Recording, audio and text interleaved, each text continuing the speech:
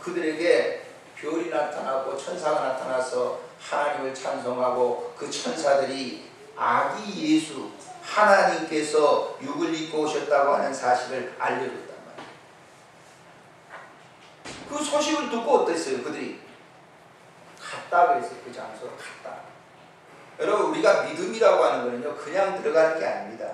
어떤 사람에게 여러분 예수님을 소개했다고 하면 그 현장을 가봐야 되는 거예요. 그 현장이 어디죠? 교회입니다. 교회. 수도 없이 여러분들이 한 생애를 살아오면서 예수에 대해서 들었을 거예요. 전도하는 사람을 통해서 들었을 거예요. 그런데 그냥 지나치죠. 왜? 관심 별로 없으니까. 왜 관심이 없을까요? 삶이 너무나 많은 것이 이제 얽히고 설켰기 때문에 관심이 거기에 없는 거예요. 그런 사람들에게 뭐예요? 계속적으로 복음은 전해지는 거예요. 복음이 여러분들이 들려진다. 예수 그리스도가 있다라고 하는 그 복음이 들려진다고 하면 그곳에 가야 됩니다. 가야 만날 수 있어요. 이 목자들은 그 아기 예수가 탄생된 그곳에 갔어요. 자, 16절을 봅니다. 16절 읽겠습니다. 시작. 빨리 가서 마리아와 요셉과 굴비에 누리는 아이를 찾아서 17절 시작. 보고 천사가 자기들에게 이 아기에 대하여 말하는 것을 전하니 그랬어요. 18절 봅니다. 듣는 자가 다 목자들이 그들에게 말하는 것들을 놀랍게 여기네. 다음에 19절에 중요합니다. 마리아는 이 모든 말을 마음에 새기어 생각한다. 그 아기가 자기에게서 낳지만 성령께서 그에게 주신 아기라고 하는 것이 깨달았어요. 야, 이 아기는 내가 낳았지만은 내가 낳은 게 아니라 성령께서 나로 하여금 낳게 하신 아기다. 찾아봅시다. 그 장면을. 자, 누가복음 1장을 넘겨서 한번 보세요.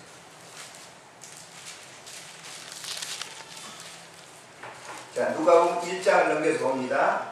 자, 읽겠습니다. 좀 길지만은 쭉 읽기에 도움이 될 것 같습니다. 26절부터 한번 읽어봅시다. 26절 시작. 여섯째 달에 천사 가브리엘이 하나님의 보내심을 받아 갈릴리 나사렛이라는 동네에 가서 다윗의 자손 요셉이라 하는 사람과 약혼한 처제를 이르니 그 처녀의 이름은 마리아라. 그에게 들어가 이르되 은혜를 받은 자여 평안할지어다 주께서 너와 함께 하시도다니 처녀가 그 말을 듣고 놀라 이런 인사가 어찌인가 생각하며 천사가 이르되 마리아여 무서워하지 말라. 내가 하나님께 은혜를 입었느니라. 보라 내가 잉태하여 아들을 낳으리니 그 이름을 예수하라. 그가 큰 자가 되고 지극히 높으신 이의 아들이라 일컬을 것이요 주 하나님께서 그 조상 다윗의 왕위를 그에게 주시리니 여호와는 야곱의 집을 왕으로 다스리실 것이며 그 나라가 무궁하리. 34절에 마리아가 천사에게 말하되 나는 남자를 알지 못하니 어찌 일이 있으리까. 35절 천사가 대답하여 이르되 성령이 내게 임하시고 지극히 높으신 이의 능력이 너를 덮으리니 이러므로 나실 바 거루한 이는 하나님의 아들이라 일컬어지리라. 보라 내 친족 엘리사벳도 늙어서 아들을 배웠느니라.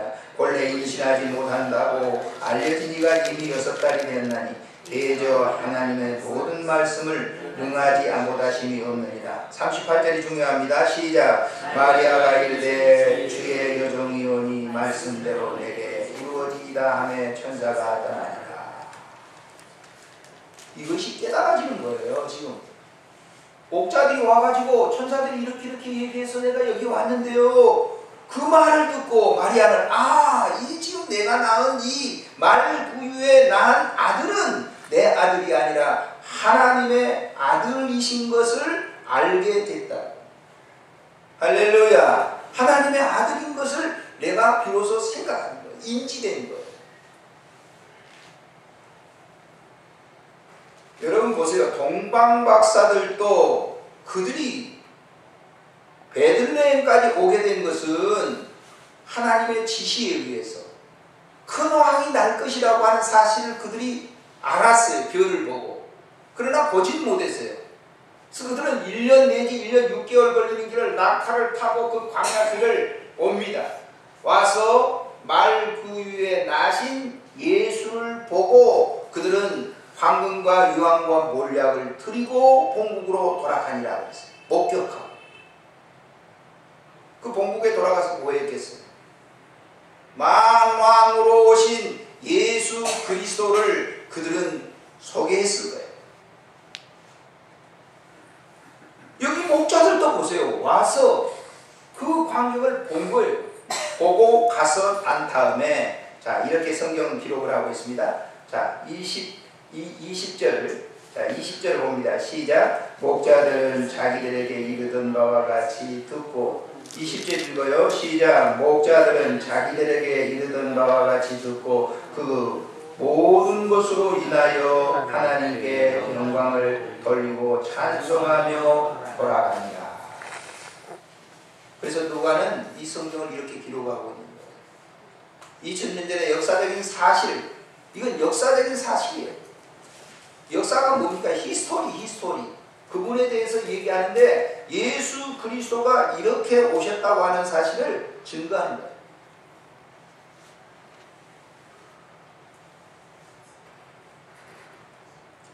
자, 이제 저에게 들어가면서 이제 결론 부분의 말씀을 드리려고 합니다. 저는 본시 저희 어머니 뱃속에 태어날 때 저희 어머니가 뭐 신앙을 가졌는지 안 가졌는지 모르지만 캐톨릭을 나갔습니다. 천주교. 그래서 태어났어요. 그래서 이 세례 명도 받았어요. 어린 아이 때. 너는 알지도 못했는데 우리 어머니가 얘기하더라고요. 영세 명도 받았어요. 근데 그때 당시에는 발람바라고 그랬는데 발람바는 없더라고요. 그러니까 바나바였는가 봐요. 바나바였는 것 같아요. 근데 발람바 자고 그래가지고 발람바인 줄 알았는데 내가 성경을 읽다 보니까 아마 바나바였지 않나. 그렇지만 이제 저는 예수 몰랐어요. 이 성탄절 때만 이제 예배당에 오는 거죠. 뭐 하려고 오겠어요? 성탄절 때?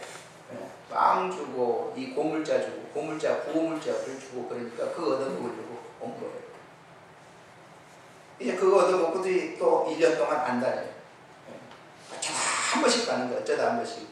그리고 시골에 사는데 어떻게 가겠어요? 뭐, 어머니도 잘 안 다니면서 그냥 뭐 이름만 걸어놓은 거죠. 근데 수녀님들이 잘 구워왔어요. 어머니가 교회 안 나가면 이제 수녀님들이 오셔가지고 속장인가 하셨기 때문에 그 구호물자 같은 걸 많이, 그러니까 50 이렇게 중반 그때인 것 같아요. 이 어머니한테 이제 갖다 주면 동네 사람한테 나눠주고 해서 갔는데 언제 예수를 만났느냐? 군대 가서 예수를 만났어요. 군대 가서 예수를 만났는데 군대에서 말이죠. 제가 포천에서 근무했는데 저 운천에서 근무했는데 엄청나게 춥습니다.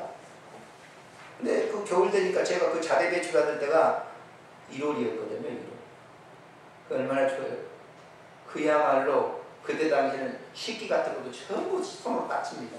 다 이 개울물에 가서 닦아가지고 하는데 엄청나게 추우니까 이 고기가 나오면 돼지고기 나오면 제일 싫어요. 돼지고기를 주는 게 아니라 기름만 쫙 뜨고 자기들이 다 상가들이 다 그냥 고기는 다 먹어버리고 우리는 그냥 돼지가 발만 살짝 물에다 담그고 간 거니까 그냥 기름만 둥둥 떠있는 거 그거 얼마나 식기가 얼마나 힘든지 몰라요.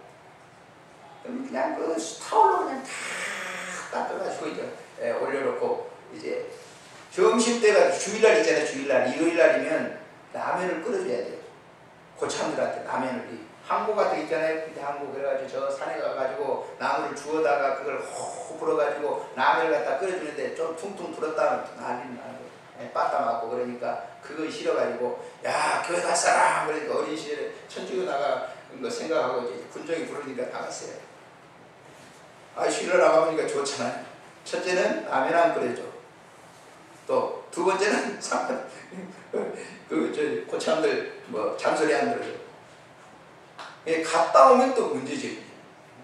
그러나 한 2시간 동안 있는 한 2-3시간 동안 그 운천에 나갔거든요. 그 나가가지고 얼마나 나가 있는 데 얼마나 좋아요. 성가대는 그냥 자매님들이 그냥 똑같은 자매님들이 쫙 앉아서 성가를 딱 부르니까 그냥 넋 나가죠. 그때는 나갔어요. 그런데 어느 날 주님이 내 안에 오셨어요. 할렐루야. 어느 날 예배드리는 가운데 주님이 내 안에 오셨어요. 주일날만 기다려지는 거예요. 이제 주일날 그렇게 막 핍박을 해도 그냥 이제 나가는 거예요. 그때 주님 만나고 난 이후에 이제 이렇게 신학을 하고 그랬습니다만, 그때 만난 주님이 아니었더라고 하면 저는 이렇게 살지 않았을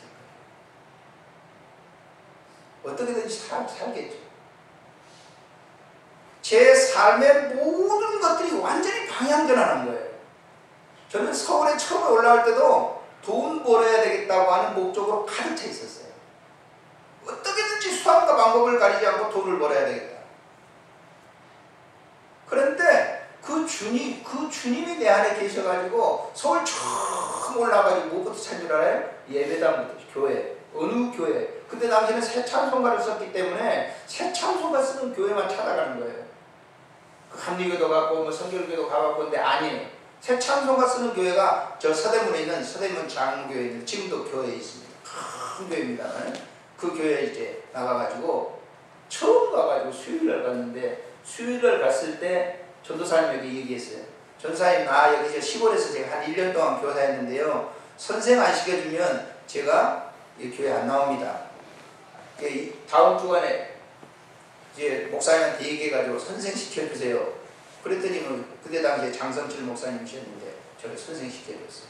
그래서 주일학교 교사를 그때부터 하기 시작해서 그때 좋은 친구들이 있었어요. 지금까지 사귀고 있습니다만, 엊그제도 만났어요. 40몇 년 된 친구들이 지금도 만나고 있어요.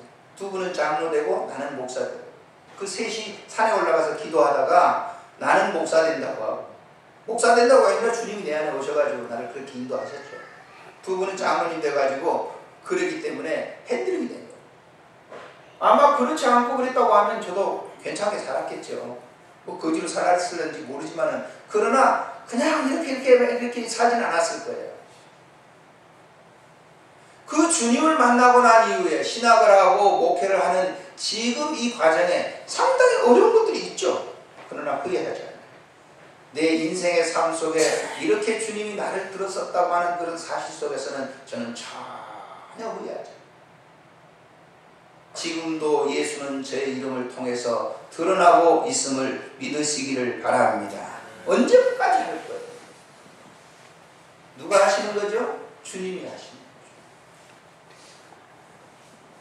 참 이것 좀 죄송하지만은 지금도 제 유튜브에 보면 131개국에서 시청합니다. 다 보는 거 아니죠. 그러나 그 131개국이라고 하는 게 적은 숫자는 아니잖아요. 내 얼굴을 보면서 거기는 찬송도 듣고, 거기는 설교도 듣는 사람이 있고, 새벽기도 설교, 또 목회 단상, 또 책 서평 등을 읽고 있어요. 그건 저는 제 잘나서 나의 얼굴을 소개하기 위해서 그런 게 아니에요. 어떠면 내가 이 노후에 예수를 더 많은 사람들에게 전할 수 있을까라고 하는 그것 때문에 저는 그 일을 하고 있는 거예요. 어떻게 하면 효율적으로 제 이 한 생명이 이제 어쩌면 이 점점 저 천국이 더 가까워지는데, 남은 여생을 어떻게 하면 효과적으로 예수를 전할 수 있을까라고 하는 그것 때문에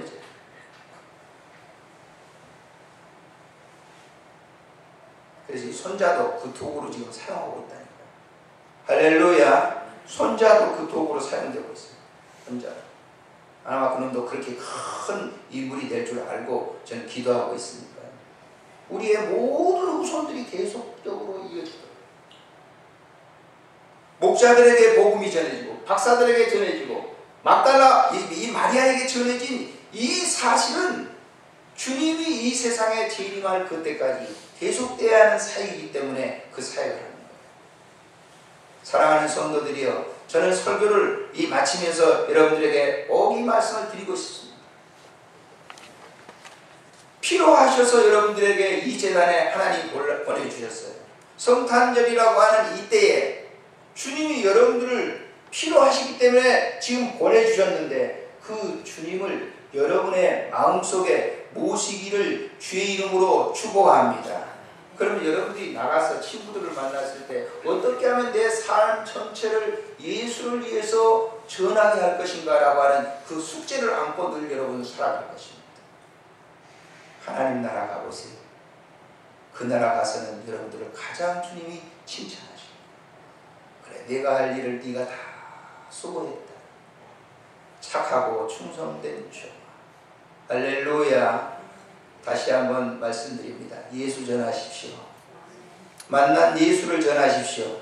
그냥 있는 갇혀있는 어떤 이 다른 사람의 지식에 갇혀있는 예수가 아니라 내 안에 들어오신 그 성탄하신 예수를 사람들에게 어떤 방법으로든지 전하는 여러분과 제가 되시기를 주의 이름으로 축복합니다. 기도하겠습니다.